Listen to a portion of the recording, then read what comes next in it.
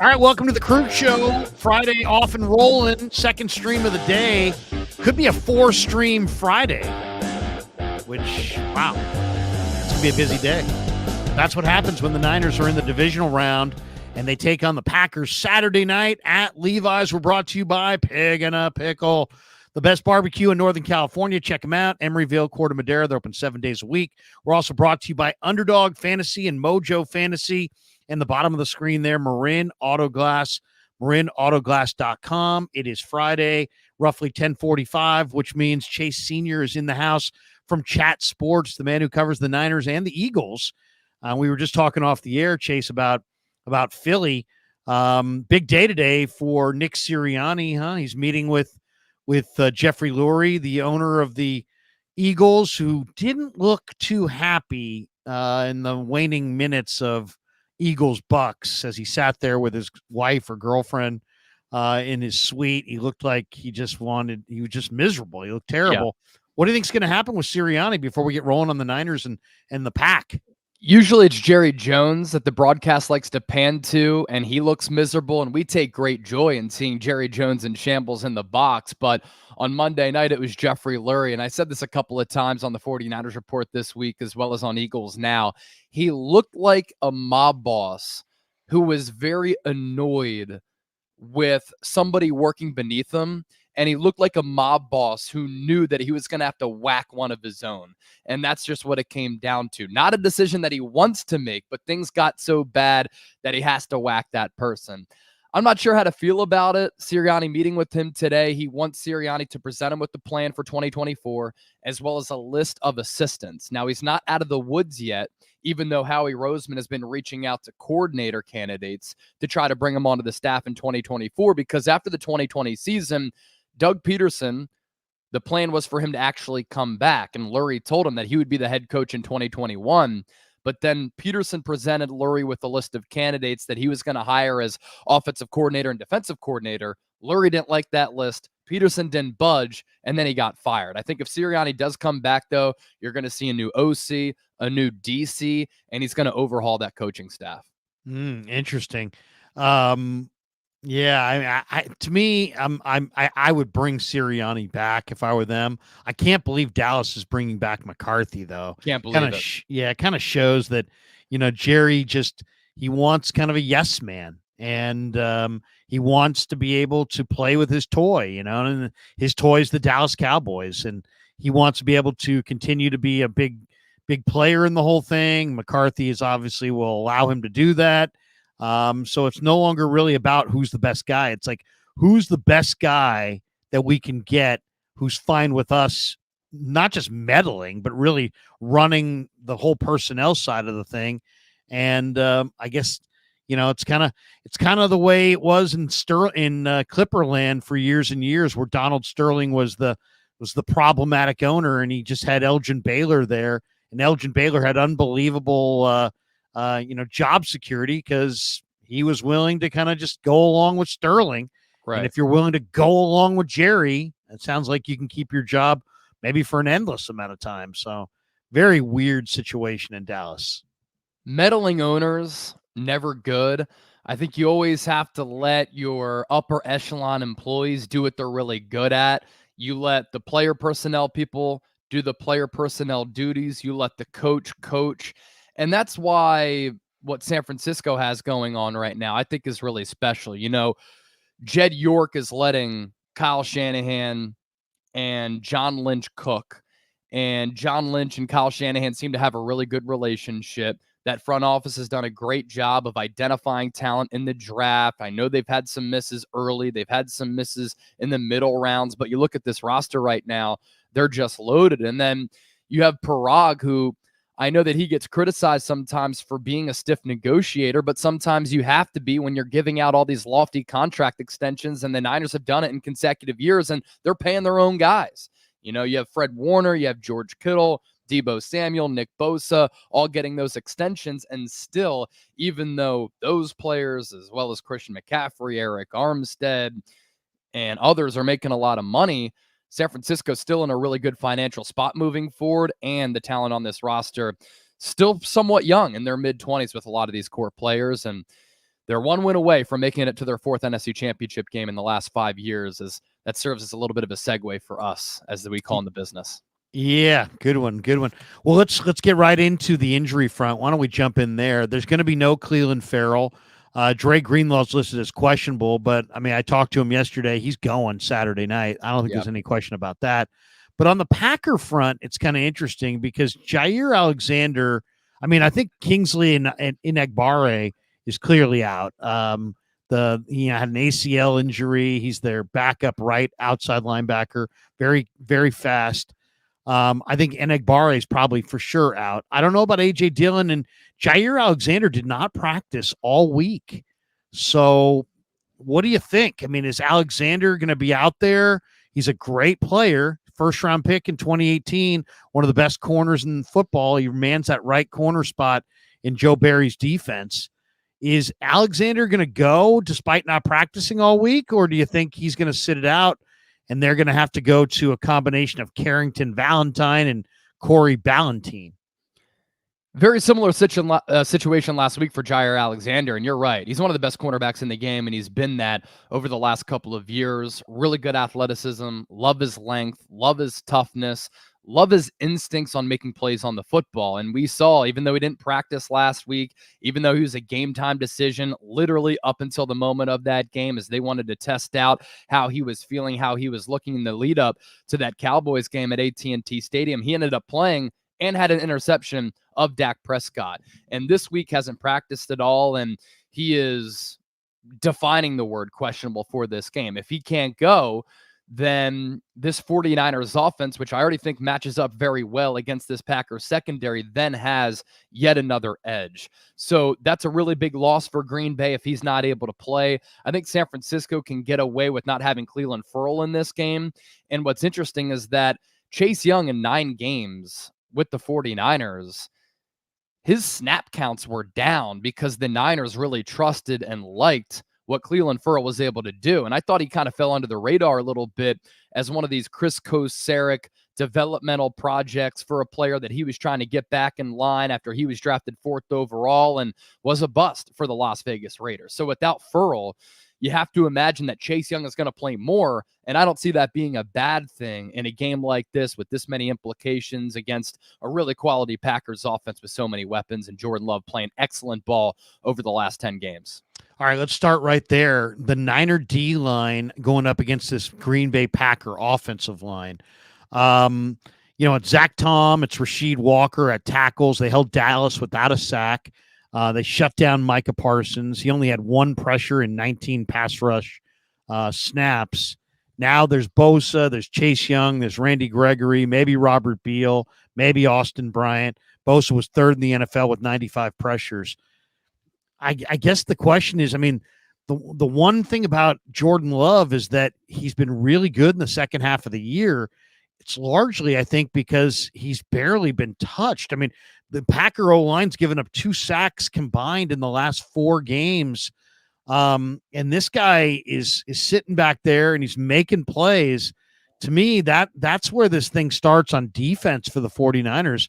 Obviously, Aaron Jones, and we'll get into stopping Aaron Jones, but what do you think about the Niners D-line with all these big names, including the return of Eric Armstead, obviously Javon Hargrave, who's gotten better and better as the year's gone on? What do you think of the matchup between Packer O-line, number 2 in pass block win rate, and this Niner D-line with so many stars and so much money poured into it? Who's going to win there? I do like the Niners defensive line in this matchup, and give credit where credit is due. There's a reason why the Green Bay Packers beat the Dallas Cowboys. There's a reason why they started 2-5 and they've turned it around and they're 8-3 since then. They've really gotten it together on both sides of the ball. The offensive line has been a part of that. The defense has started to make some strides, although they have had some lapses, which we'll talk about against the run game here in just a little while. And this Packers team has been very well coached by Matt LaFleur. Jordan Love has made some of the most impressive in-season developments of any quarterback that I've seen in recent memory. And the offensive line providing the protection that they have has allowed him to have a lot of clean pockets and deliver the football downfield to a bevy of weapons. And this Packers team is just loaded from a personnel standpoint. And Larry, I know you're a big personnel guy. this team is a very fascinating case study because going into this year, not a lot of people knew what the Packers were going to be, how good they were going to be. I think over the next 5 years, this Packers team and maybe this Niners team on a collision course to be two of the powers in the NFC, because this team is young and they're extremely talented and they're very deep. But with how well this Packers offense has been playing and the boost that this offensive line has given them, their performance against Dallas, I thought, was impressive. But also, you have to take a look at where the Cowboys defense was trending. And since week 13, it was a Cowboys defense that had secondary breakdowns. They were always bad at the linebacker position, and the defensive line and the pass rush kind of went missing. And in turn, that also made the Packers' offensive line look like a dominant unit. But the Cowboys' defense after week 13, overall EPA 27th, pass defense EPA 28th, run defense EPA 16th, success rate was 27th, pass defense success rate 31st among 32 teams, and then the run defense success rate was at 24th. Getting our Eric Armstead back is a huge boost to this Niners defensive line, and this Packers offensive line, as they've gotten it together, as they've gotten hot, has not faced a Niners defensive line that's this ferocious, that's this multiple, that's this deep, and that's this talented. And I think that Eric Armstead coming back opens up opportunities for Nick Bosa, of course, but also Javon Hargrave, Eric Armstead. And again, I think the uptick in the snap count for Chase Young is only going to be a good thing because he's a better player than Cleveland Ferrell, and now he's going to start to play a little bit more. But pass pro, Packers have been really good.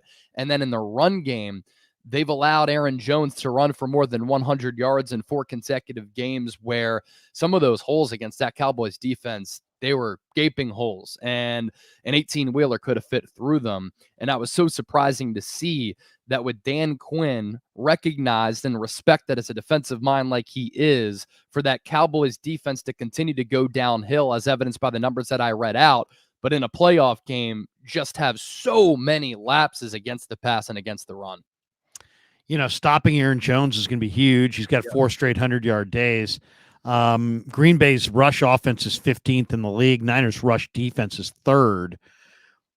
You know, outside of Jones, let's pass on Jones for a second. The Packers have 4 rookies among their skill position guys. Both the tight ends, Tucker Kraft, 3rd-round pick. Musgrave was a 2nd-round pick.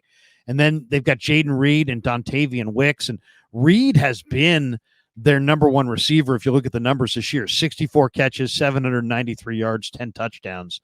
But man, Wicks has been coming on. 4 touchdowns all in the past 3 games, and he's a big-bodied guy, very strong, good player at Virginia. Outside of Aaron Jones, who do you think is the receiver for Green Bay that you would most want to take away? I know Dobbs is coming off the 150 game against Dallas, but Reed had 112 or something like that the week before. And then, as I mentioned, Wicks has been hot. Christian Watson is a vertical threat, but Bo Melton's really good. I mean, this is in some ways makes things very kind of complicated from a defensive standpoint. Is there a weapon that you would want to take away besides Jones? It's hard to pinpoint just one weapon. And this Packers offense is so diverse in the amount of skill players that they do have. And all of these things kind of aligning and all of these things coming together for the Packers is why they were able to get hot and finish the season 8-3 after that 2-5 start. Offensive line is playing really well. Jordan Love has made some just great adjustments and strides in his development in a first full season as a starter. Over his last 5 games, he has a passer rating of 126.5. He's thrown for more than 1,300 yards, 12 touchdowns, no picks. And in his last 10 games, he's thrown 23 touchdowns and 3 interceptions. So he's also making good decisions with the football. And I think that Matt LaFleur, we've seen a little bit of a change in philosophy and play calling this year compared to when he had Aaron Rodgers. Say what you want about Aaron Rodgers, right? Guy's a gifted thrower of the football, maybe the most gifted thrower of the football that we've seen in quite some time. But when you have a player like that, and for so long, when you have a player like Devontae Adams, you're going to let Aaron Rodgers do his thing because it's masterful and it's a spectacle what he's able to do and he can spin it. But what happens is you rely on Aaron Rodgers. He has say in the game plan. He makes changes at the line of scrimmage because he has that autonomy and that power. And then you stray away from the run game.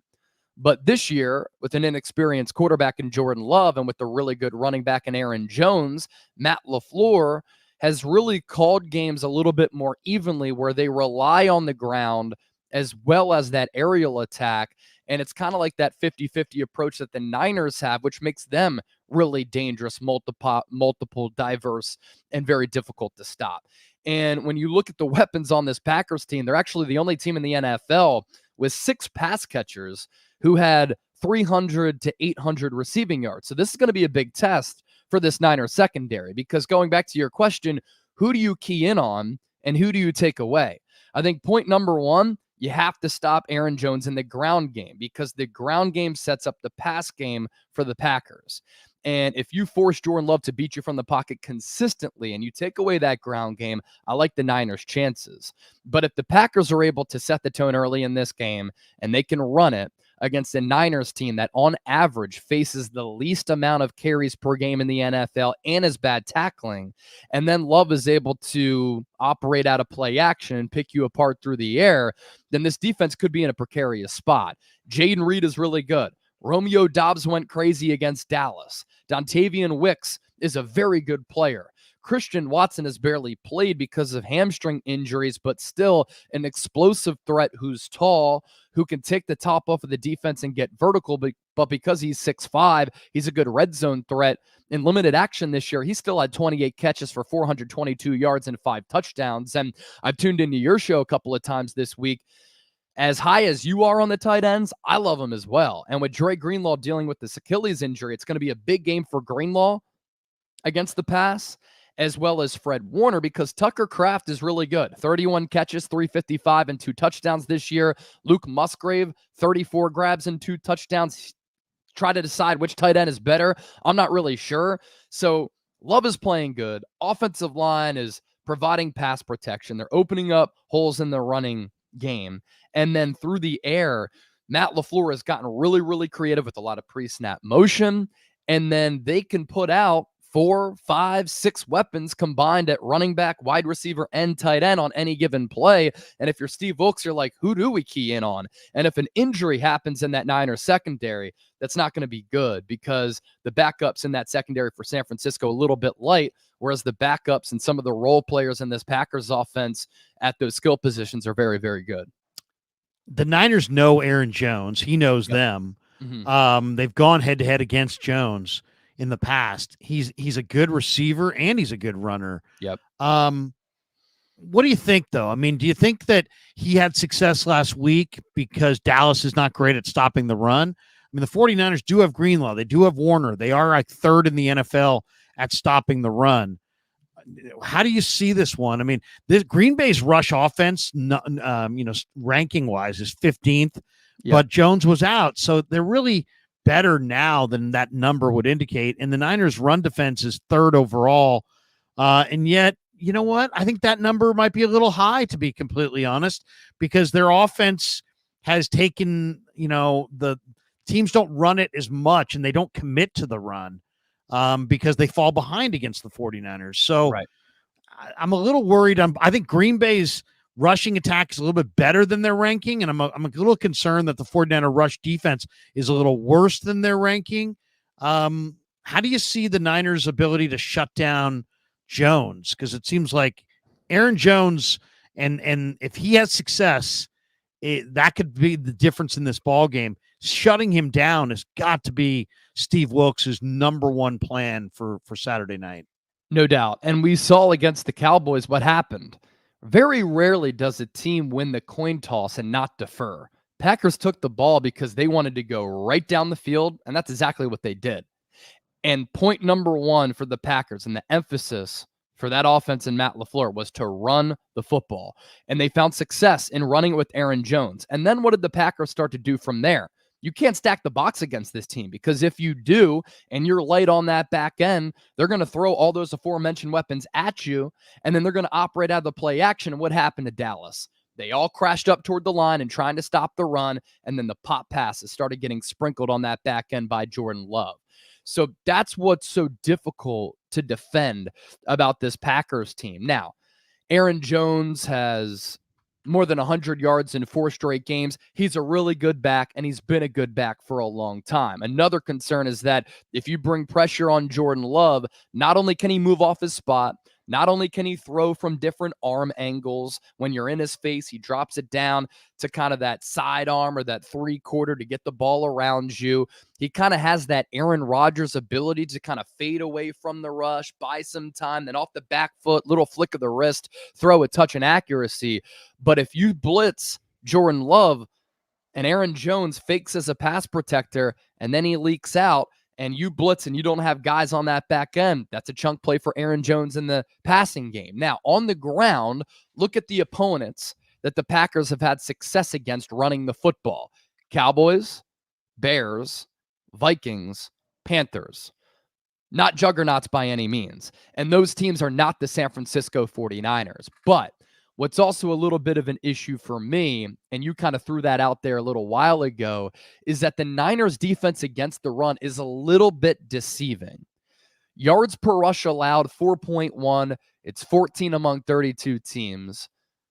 Rushing yards per game, they're number 3 at 89.7. And then rushing touchdowns allowed per game, number 5 at 0.6. That sounds good, right? But context is really important in any type of debate, any type of argument, any type of conversation. So while those numbers do sound good, the Niners on average face the least amount of rushes per game at 21.7. So they don't have to face run-heavy teams often. And there's a couple of reasons for that. Teams have tried to target their secondary, but mostly teams have not run it because the 49ers get out to an early lead, and they're so difficult to stop when they're ahead. And I think that San Francisco is the most dominant team in football when they're playing from ahead, because then Kyle Shanahan gets in his bag, and he starts to feel himself, and the Niners can hit you with the run, they can hit you with the pass, and when they're really, really humming, and when they're ahead, they're so difficult to stop. So, again, that's a big key, is getting out to an early lead in this game. But tackling is also a huge issue for this 49ers defense all year long. And if they miss a couple of tackles and they can't stop the run, that just leads to Jordan Love being able to really manipulate the defense and target the secondary, hit you with some play action, and have success through the air as well. You know, there's so many interesting angles on this game. I asked Shanahan yesterday, I said, would you take the ball if you know, is there any scenario that you would consider taking the ball to start the game? And he's just like, no, give me a one-word answer. So I had to follow up, and I said, well, you know, why? And he kind of, you know, he said a bunch of things, but he basically was just like, hey, we think like we can lap the field if we can score going into the dressing room and then coming out in the third quarter score again. And I understand that, but I look at this first quarter as absolutely essential. And the Niners trailed at halftime 3 times this year. They've lost all 3 of those games. Yep. And I just think the first half is so vital that I don't know. I mean, it's like I might want to, especially if, you know, you warm up and then you give the ball to Jordan Love and he's already in this amazing rhythm. We saw it in they took the ball first against Dallas. And I think they probably will do the same thing here against the 49ers. Wouldn't you want to have your own long extended drive, 18 plays, 19 plays, run the heck out of it, make him stand there for 20 minutes and then come into a 7-0 game? I don't know. I mean, I know what Kyle's thinking, but I also think that this might be the spot because 2 things have to happen in this game in the first quarter. Niners have to establish a rhythm offensively, despite the fact they've been sitting around for 3 weeks.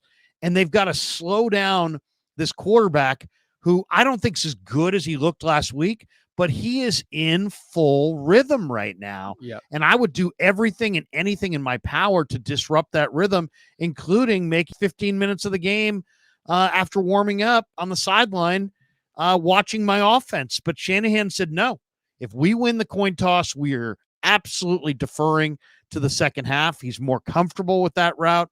What do you think of the wisdom of the whole thing, of, you know, just kind of universally always deferring to the third quarter? I think in the playoffs, sometimes you want to be malleable and you want to switch things up from time to time. And that's why I love the decision from Matt LaFleur to take the ball. And that sent a message to his team. We're going to go right down the field and against a team that's mentally soft, mentally fickle, that has choked every year in the playoffs for the last 28 years. It's going to be sphincter tightening season for the Dallas Cowboys on that other sideline. If we go 75 yards, we establish the run, we play smash mouth football, and we send a message saying, we're the number 7 seed, but we're here.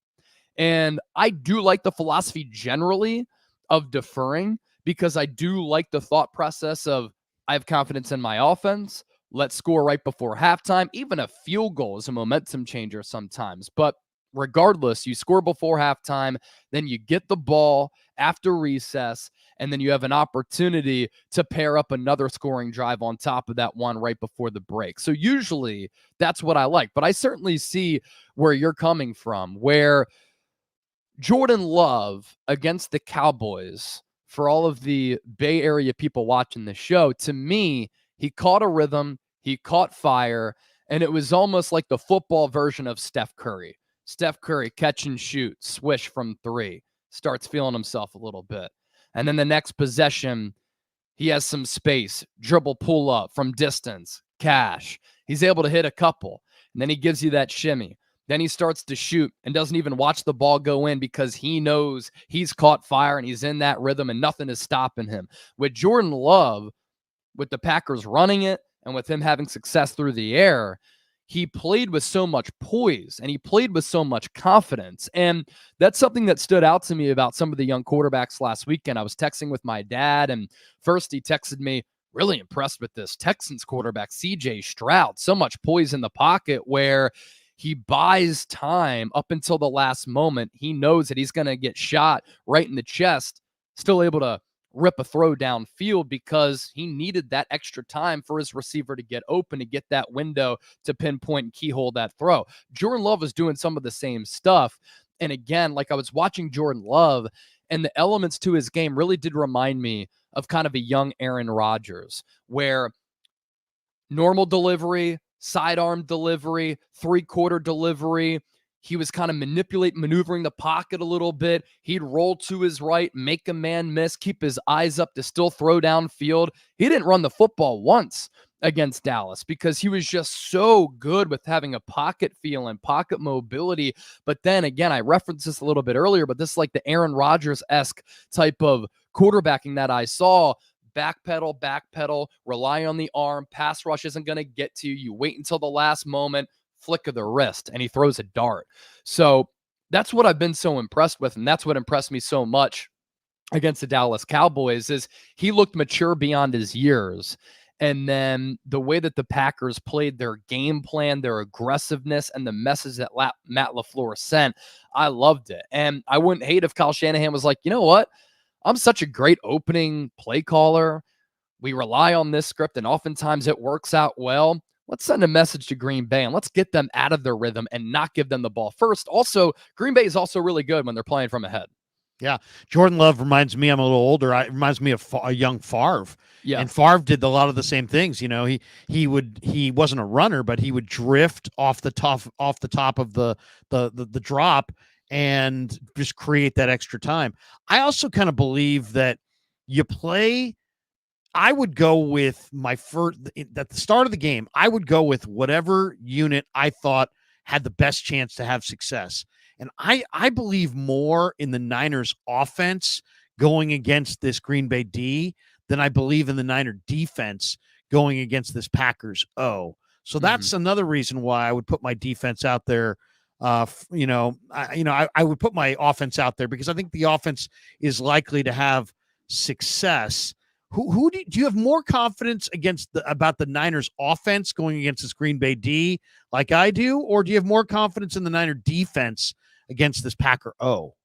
I have more confidence in the Niners offense going up against the Packers defense. I do too. They were calling for their defensive coordinator's head as early as a month and a half ago. And there are some concerning trends with this Packers defense. And a lot of people have heard these numbers by now, but they're important to really note and point out. Green Bay gave up 200 rushing yards 4 times in a game this season. They're 24th in yards per rush, 28th in rushing yards per game. And then San Francisco is 4th in yards per rush and 3rd in rushing yards per game. San Francisco this year also 10-1 when Christian McCaffrey has at least 75 yards rushing. So the bread and butter of Kyle Shanahan's offense and the 49ers offense in general, running the football. And Kyle Shanahan, compared to his protege, Mike McDaniel, I think does such a great job of establishing physicality, but also does a better job of scheming up running plays and getting creative in the run game, which a lot of coaches struggle with across the NFL. And with Christian McCaffrey, he's such a good dual threat back where, he's able to slice you and dice you in so many different ways. And it's not just that the Packers gave up 200 yards in 4 games. They gave up more than 100 yards on countless occasions. I think there were 9 games this year where they gave up 100 yards or more on the ground. So if San Francisco is able to dictate the pace, the physicality, the complexion, the feel of the game by running it, it only makes Brock Purdy's job a little bit easier. And again, when the Niners are able to get out from ahead, it's just a full steam train moving full steam ahead, and they're just so difficult to stop. So yeah, the confidence that I have more so is the Niners offense against this Packers defense. I also don't think that secondary is all that good. And Joe Woods historically, or Joe Barry, has struggled historically against Kyle Shanahan, Sean McVay type of teams because of the creativity, all of the crossers, and all of the semblance of routes that are within this Niners offense. So Niners offense against the Packers defense. What do you think Joe Barry's plan is going to be against Brock Purdy? Purdy led the NFL this season in passer rating when pressured. Mm-hmm. I don't know that the right plan is to blitz him and give him defined reads. I think you may want to play more like the Ravens played and see if you can. The Ravens did occasionally blitz him in the condensed formations off the edges. Yeah. But they also dropped a lot of guys into the middle of the field and tried to anticipate what windows Brock wanted to play, wanted to throw into, and tried to cloud those windows with as many bodies as possible. If you're Joe Barry, I mean, that's the wonderful thing about the NFL game and the playoffs is that there's always adjustments and there's always unexpected things. What do you think Joe Barry's plan will be? Will he try to blitz and speed up Brock? Will he rush 3 and drop 8? I talked to Colt McKivitz. I said, what are you seeing on film with them? And he's like, well, they'll rush 5 pretty consistently, but they won't blitz. So they'll drop other guys into the coverage, and you just don't know exactly who's coming of the 5. What do you think? What's the wrinkle? If you're Joe Barry, how do you defend this offense? I think you look at all of the opponents that the Niners played this year, and you look at who they struggled against. Most recently, it was the Baltimore Ravens. And what did Baltimore do? Mike Macdonald is running a defensive scheme right now that is all the craze at every level of football. Jesse Minter, the Michigan defensive coordinator, is also running that same defensive scheme. They were the top scoring defense in the country and the best overall defense in the country. And Mike Macdonald was running that former Michigan defense now with the Ravens, and Baltimore has the number 1 defense in the NFL. And what did they do against San Francisco on Christmas night? A lot of zone coverage. And Brock Purdy really struggled. And Joe Barry threw a ton of zone at Prescott last week and mixed the zones. Yep. And that's what I was about to segue to, is that against Dallas last week, that offense is pretty vanilla and predictable at times. And I hated Dallas's game plan early where it was run, pass. So predictable. And then when they did pass, you knew that Dak Prescott was looking the way of CeeDee Lamb. But what the Packers did was they played zone and they took the first read away from Dak Prescott. And when he got off that first read, he became unsure of himself. And then the pocket started to collapse. And then he wasn't really sure where to go with the football. And I thought that the game plan for the Packers was really good against Dallas in that way, where they gave them multiple looks within that zone and occasional blitz here and there, which I expect them to do to Brock Purdy as well. But kind of replicate that game plan from the Ravens, an occasional blitz. You bring 5, You drop everybody else back in coverage. You take away the middle area of the field, which the Packers have struggled to defend this year, and that's an advantage for the San Francisco 49ers. But then with that zone defense and those multiple looks, when you're dropping guys back in coverage, you make Brock Purdy think too much. You make Dak Prescott think too much, and they're not processing as fast. When Brock Purdy's processing fast off one read to the other, he's so good because his mind is able to work so quickly. But against the Ravens, that first interception that was intended for Deebo Samuel, he was late to get to Deebo. Then Kyle Hamilton crashed the route and he picked him off. And then after that, I think you saw Brock Purdy pressing a little bit because his vision was a little bit clouded and his mind was a little bit clouded with all those different looks. So I think that's what the Packers try to do. But here's the thing. They don't have the defensive personnel that the Baltimore Ravens have. Yeah, no, that's true. They don't have Roquan and Queen in the middle of the field. And those guys are great players.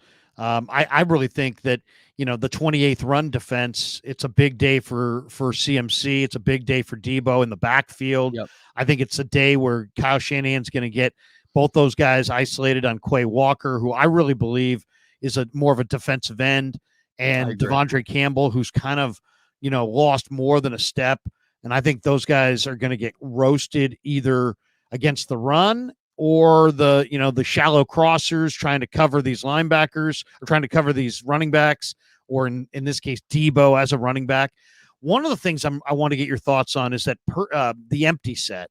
One of the things that it was a great article. I think Kyle Posey had it on Niners Nation, that Brock's completion percentage was lower than usual at 63%. Not 70 again in empty sets, but his yards per attempt were 11.2 yards per attempt, and he's going against a Packers defense that was the 8th worst in the NFL as yards allowed and yards per attempt against empty set.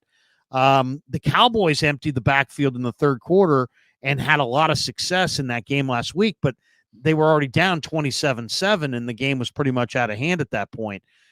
What do you think of that? I mean, basically speeding up the entire thing by, if they want to blitz Purdy at that point, and try to speed him up. It's high risk, high reward, but Purdy's attacking down the field in the empty set situations. That might be a major advantage for the 49ers if you look at the numbers. Yeah, and that's another reason why I have confidence in this Niners offense going up against this Packers defense. If you do go empty, I think it's really important to have somebody flank to the right of Colton McKivitz to try to help and chip there, because I think Colton McKivitz, obviously all year, he's been a massive weakness. 47 pressures given up, 9 sacks allowed, 4 hits, and 2 penalties.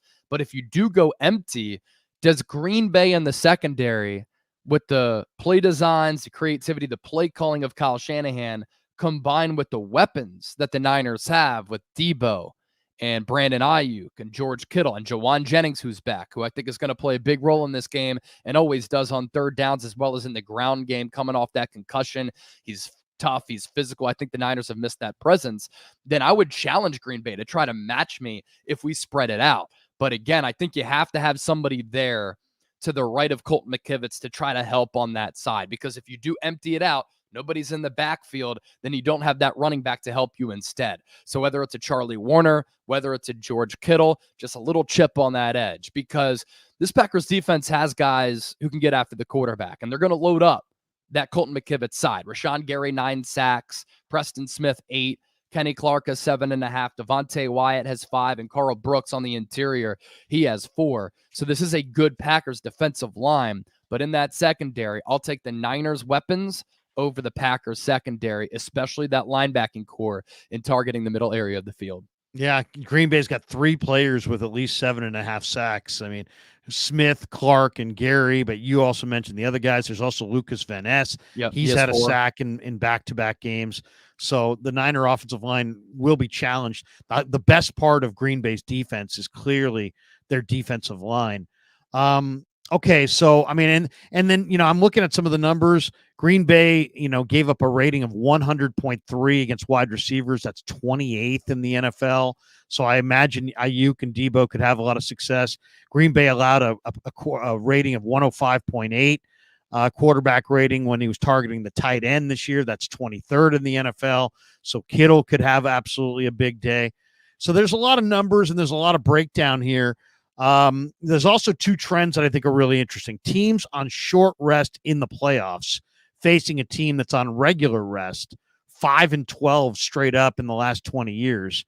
And then teams to win as 6-point underdogs, as Green Bay was last week, at least 6-point underdogs or higher the previous week in the playoffs over the last 20 years, and then go to the next round, this round, and they're 6-point dogs again the next week, are only 3-13 straight up over the last 20 years. Another angle that really favors the Niners. All the info aside, Chase, because I do want to get your thoughts on these other games as well.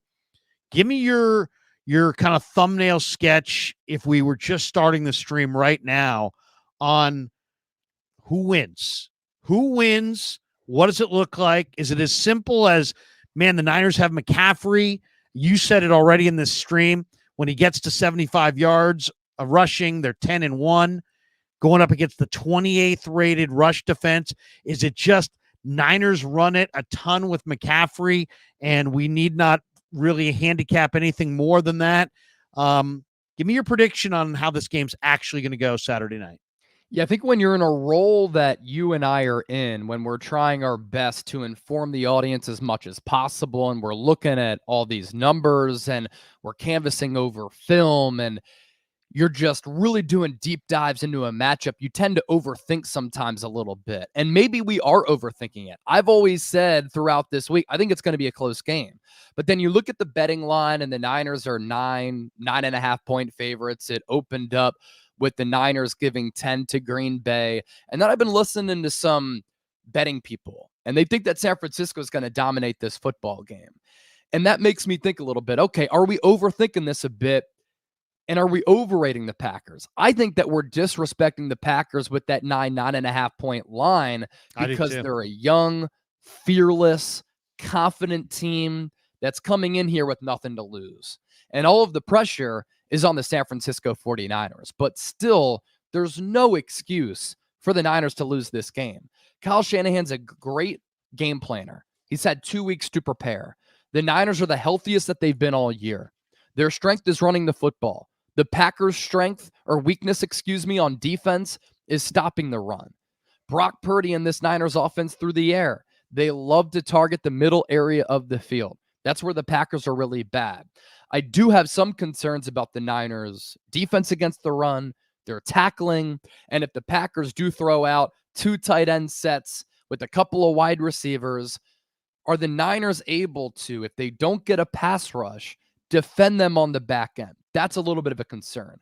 Honestly, what this game comes down to me, and it might sound cliche, but the numbers certainly back up my argument, and I've said this all along, the Niners are going to get to the Super Bowl as long as they don't shoot themselves. And the Niners are going to win this game as long as they don't have self-inflicted wounds. The Niners are 8-0 when they don't turn the football over this year. They are 4-5 when they do. They are 9-1 when they get 2 or more takeaways, but 3-5 when they don't. So if they play a clean game and they play up to their potential and they force a takeaway or 2, they're going to win this game.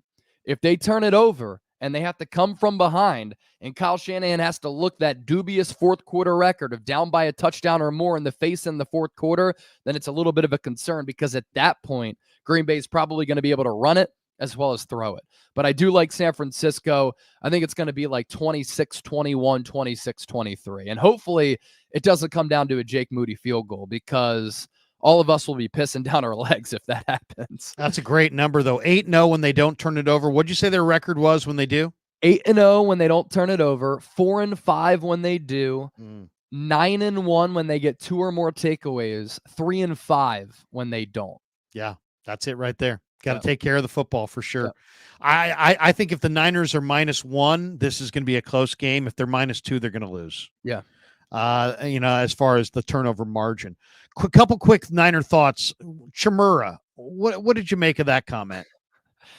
It's just so stupid. I get you're a former player and There's a lot of hostility between Green Bay and San Francisco. He was a part of the 95 team that went into Candlestick and won. And these are They two of were the most +4 in iconic. turnovers that day, by the way. +4, Yeah. Green Bay was.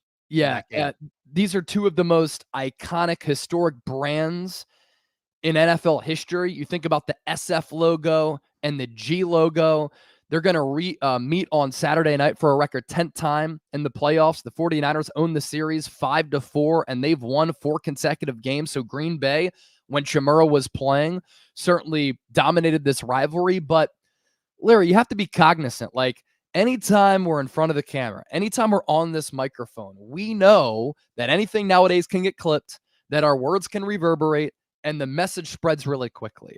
And last year, you had a Dallas area host saying, Cowboys should try to injure Christian McCaffrey because you take him out of the game, that improves the Cowboys' chances to win. And now you have Shamura saying, maybe a little bit of a late hit on Brock Purdy, those 15 yards might be worth it. It's just like, it comes down to why. Why are you saying that? It just comes down to idiotic shock jock radio. And I've never been a fan of like shock jock radio. I love the history of radio. I love sports talk radio. I grew up listening to it. I know I've texted you a couple of times because I'm interested in what's been going on in the market in San Francisco between KNBR and the other station. 95.7 The Game. 95.7 The Game. I've been on there a couple of times. It just slipped my mind. So, I love that type of stuff, right? But like, it's just idiotic. It's just stupid. It's just not needed. And it gives bulletin board material to San Francisco. Why would you want to do that? Add fuel to the fire. Yeah. What about Amy Trask, who's an executive and she's very smart and she's a friend, but I had to push back on her when she came out and said there's 8 quarterbacks playing there's 8 quarterbacks playing this week. 7 of them are terrific and the other's Brock Purdy. To me, I don't understand it. This guy's elite as a processor, the timing, the toughness, the accuracy, the feel, the heart. These are all elite traits. And I didn't understand her drive-by on Purdy. What did you think of it?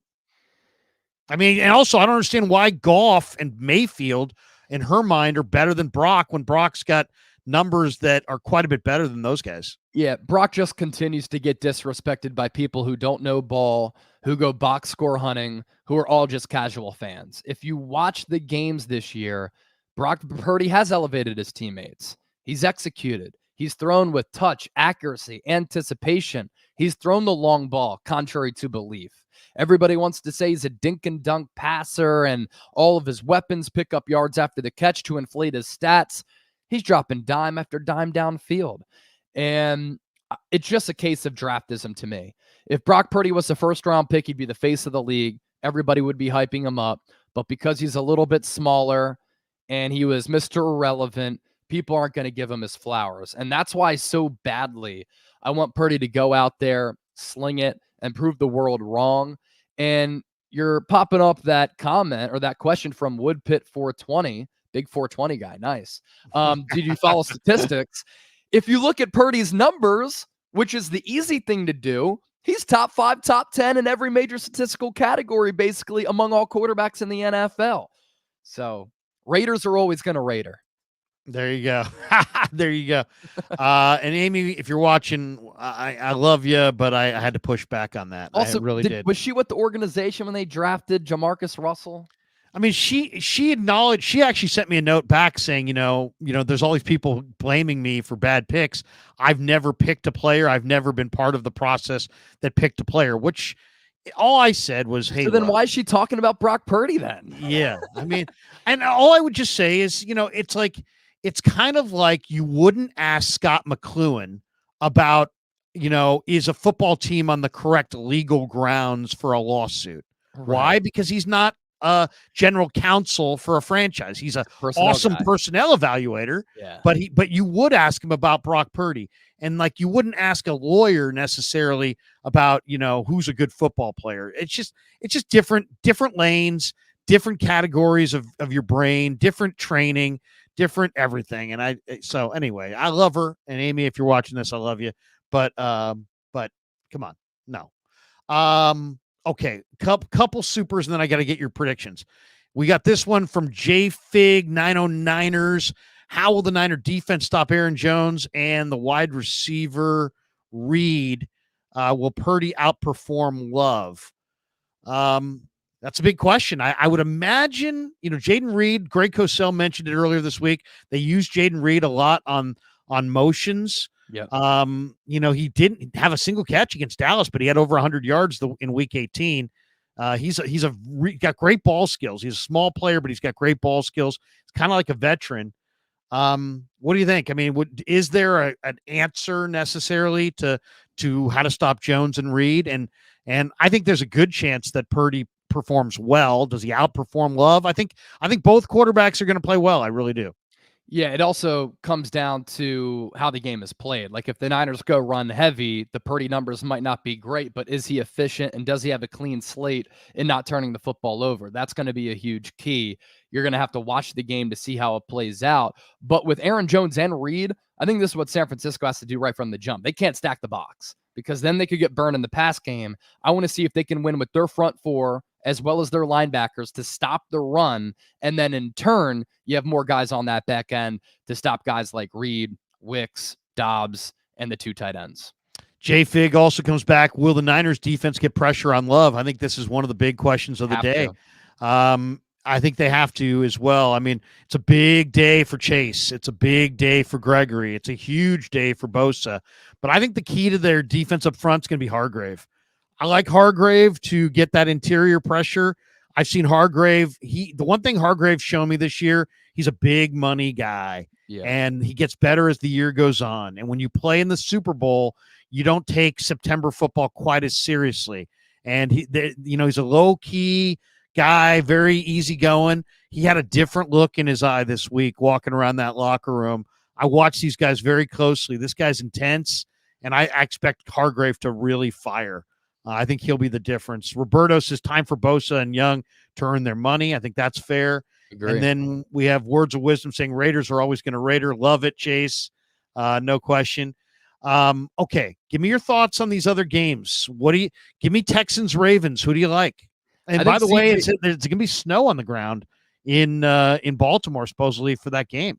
Yeah, I think that helps out Baltimore a little bit because they're so physical at the line of scrimmage, and that defense is excellent. If the Texans are to pull off the upset, C.J. Stroud is going to have to play lights out. Even if he plays solid, I think the Texans still lose. He's going to have to be unconscious like he was against the Browns and a couple of times this year as he leads the NFL in touchdown to interception ratio. I just think Baltimore and San Francisco on a collision course here. I think Lamar Jackson has the best grouping of weapons that he's had. And then you combine that with the defense as well as the play calling too, with Todd Monken in there from Georgia. I think he's helped elevate the pass game a little bit because Greg Roman's offense is a little bit too RPO heavy and reliant on the run, as people saw at the tail end of his Niners tenure. So I do like Baltimore to win. I just think they're simply too good for a young, exciting, upstart Texans team led by D'Amico that the future of that organization is extremely bright with him as head coach and C.J. Stroud at quarterback, who I absolutely love. I'm going Texans. I think Will Anderson, Jonathan Greenard, and Derek Barnett are playing great. I think they're going to overwhelm those tackles. Barnett really opened my eyes last week. I mean, he looked so good. Yeah. And if Barnett, Greenard, and Will Anderson look as good this week as they looked last week, I like the Texans a lot if they get a lead, but I think the Texans could come from behind in this game as long as they don't dig themselves a massive hole. Right. So I like the Texans there. How about Bucs Lions? Where are you at there? I'm going Detroit, and the Baker Mayfield story has been great, but the Eagles are just atrocious on the defensive side of the football. And if the Buccaneers could have caught a couple of passes, game would have been over in the first quarter. But I really like how Detroit is playing right now. They've patched some things up on defense, which has made them a little bit better. I thought that Rams team came in hot and very difficult to stop. And after halftime, I liked what Detroit did. That offense has been really good. At home, Jared Goff in a dome, perfect atmosphere, perfect weather conditions, he's really good. If he has to go on the road to San Francisco, to Levi's and Santa Clara, I don't think Detroit would win that game if the Niners do advance. But I like Detroit. They're the far better team than the Tampa Bay Buccaneers. Yeah, I love Detroit to win and cover. I think Detroit has a route in this game over the Buccaneers. How about Bills Chiefs? Where are you at here? I mean, this is finally, Josh Allen getting this game, at Highmark Stadium there in Orchard Park. I mean, they've always played this one in Kansas City. Kansas City's offense is not great, but Kansas City's defense is pretty good, and Buffalo's defense is really, really banged up. I think the chic pick is Buffalo. Where are you at in this one? Buffalo's Gabe Davis hurt, not going to go.